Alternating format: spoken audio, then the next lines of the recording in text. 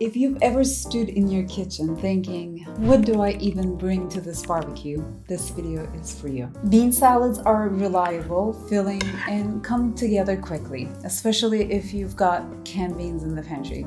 They also travel well and still taste great even after a few hours out. Over the years, I've shared a bunch of bean salad, but these three became reader favorites. So today I am bringing them all together in one go-to video. They're all simple, make-ahead friendly, crowd-pleasing salads that I think you'll want to make on repeat all summer long.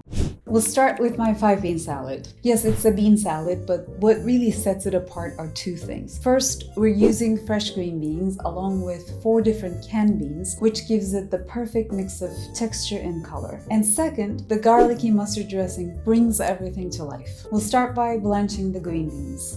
Into a small saucepan, we'll add about 3 cups of water and bring it to a boil. While that heats up, we'll trim and cut the green beans into bite-sized pieces, about ½ inch long. Once the water is boiling, we'll add the green beans and cook them for about 6 to 7 minutes. We want them soft and slightly, but still have a nice bite. While the beans are cooking, we'll fill a bowl with cold water and ice. Once the beans are cooked to your liking, we'll scoop them out and drop them right into the ice water. That stops the cooking and helps them keep their nice bright color. We'll go ahead and drain the green beans and set them aside for now.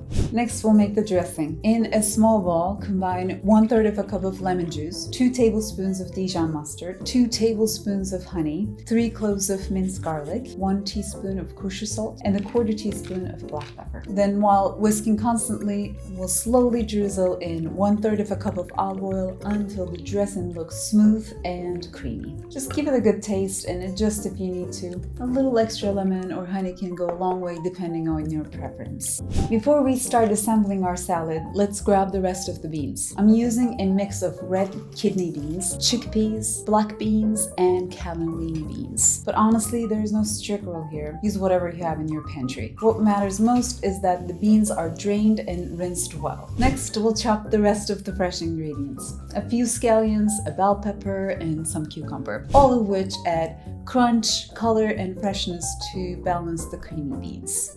To assemble the salad, we'll add the rinsed red kidney beans, chickpeas, black beans, cannellini beans, the green beans. Then we'll add 4 chopped scallions, 1 chopped bell pepper, 2 cubed Persian cucumbers, and a handful of chopped fresh parsley. Finally, we'll pour the dressing over the salad and give everything a good toss to make sure it's all nicely coated. Taste for seasoning and adjust if needed. Maybe a little more salt or lemon juice, depending on your taste. And that's it. A colorful, crunchy bean salad that is fresh, satisfying, and ready for any summer get-together.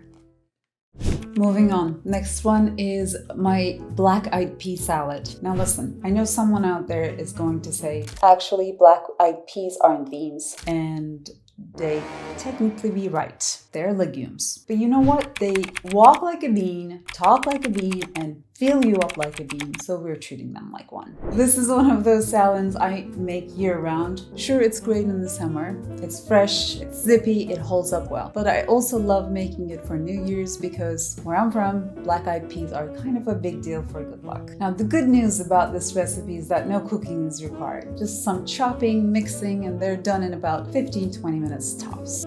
We'll start with the dressing. Grab a measuring cup or a small bowl and add 3 tablespoons of balsamic vinegar, 2 tablespoons of lemon juice, 1 clove of minced garlic, 1 teaspoon of kosher salt, and ½ teaspoon of black pepper. Then, while whisking, slowly drizzle in a 1/4 cup of extra virgin olive oil and keep whisking until it is fully combined and nice and smooth. We'll set the dressing aside and move on to the fresh ingredients.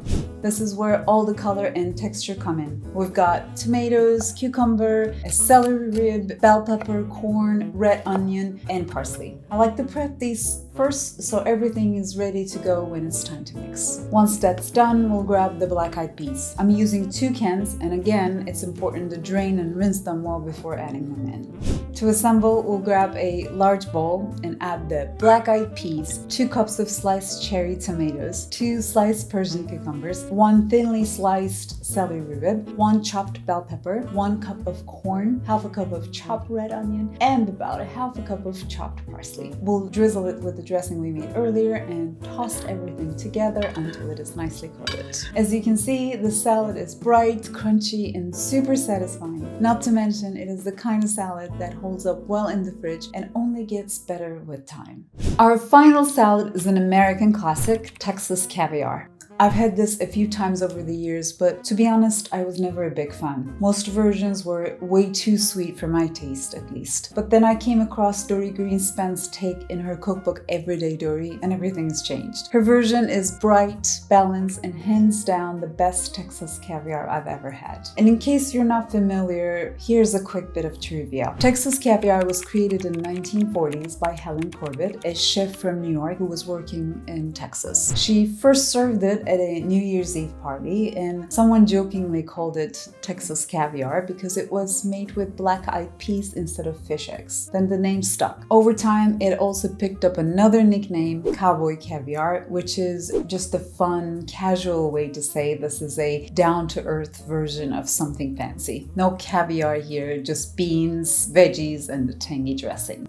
In a measuring cup, add 1/4 cup of olive oil, half a teaspoon of honey, 1 tablespoon of lime zest. And I know that sounds like a lot, but trust me, the lime zest is what makes the dressing really pop. 4 tablespoons of lime juice, 2 cloves of garlic, 1 teaspoon of ground cumin, half a teaspoon of smoked paprika, and a teaspoon of kosher salt. Then we'll give it a good whisk until everything is fully combined. You're looking for a smooth, tangy, slightly smoky dressing that pulls the whole salad together. To assemble, we'll grab a large bowl and add 1 can of each of black beans and black-eyed peas, both drained and rinsed. And then we'll add half a cup of corn, 3 chopped scallions, 1/3 of a cup of chopped red onion, 1 small chopped bell pepper, 1 chopped and seeded jalapeno, half a cup of sliced cherry tomatoes, and about half a cup of chopped fresh cilantro. We'll pour the dressing over the salad, give it a good toss, and as always, it's a good idea to give it a taste to make sure it is seasoned properly. You can always add a little bit of more salt, lime juice, or whatever feels right for you. I think this version of Texas caviar is fresh, zesty, and super satisfying. Now, before I let you go, here are a few helpful tips. Make ahead in storage. All 3 of these salads can be made a day in advance and stored in the fridge in an airtight container. In fact, I recommend making them ahead. It gives the beans time to soak up all that dressing and really deepen the flavor. That said, if you're prepping ahead, I do suggest adding any fresh herbs like parsley or cilantro right before serving. It keeps them from wilting and the salad tastes extra fresh. Same goes for the leftovers. As long as they're stored in an airtight container, they will keep well in the fridge for up to 4 days. In terms of serving, you can absolutely serve these as a side dish, but I've also been known to scoop them with tortilla chips and call it lunch. Of course, no shame in that game. And finally, feel free to use these recipes as a starting point and make them your own. You can switch up the beans based on what you have on hand, or toss in a handful of grains like quinoa, or even some cooked pasta if you want to make it more filling. The good thing about these bean salads is that there's plenty of room to get creative while still keeping the core flavors intact. If you give any of these salads a try, I'd love to hear how it goes. Be sure to tag me on social so I can cheer you on. As always, thank you so much for watching. I will see you in my next video. Slowly drizzle in chickpeas, not beans. Only gets better at times.